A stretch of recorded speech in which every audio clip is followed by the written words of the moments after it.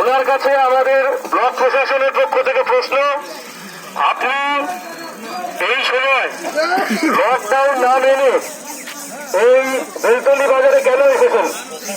আমি একটা জরুরি কাজে আসছি, বাড়িতে যাবো। আমার মা অসুস্থ, তো আমি থাকি হলদিবাড়িতে, আমার মা থাকে এখানে, ওই জন্যই যাচ্ছি। মানে এই বাজারে আসার উদ্দেশ্য কি? বাজারে যারা আছে এমনি দেখতেছি আর কি, লোকজন একটু বলতে। মানে বাড়িতে না লোককে সচেতন করতে এসছেন নাকি বাড়িতে মন বসে না বলে? মূল উদ্দেশ্য বলে সচেতন মানুষকে যতটা করা যায় আর কি, সেটাই হচ্ছে মূল উদ্দেশ্য। আসার পাশাপাশি বাড়ির কাজে হয়ে যাচ্ছে, মা অসুস্থ না।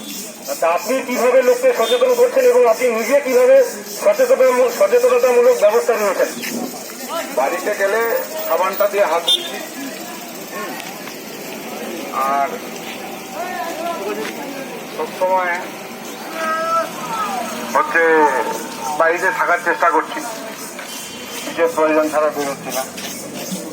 ডাক্তার না মেডিকেল ডাক্তার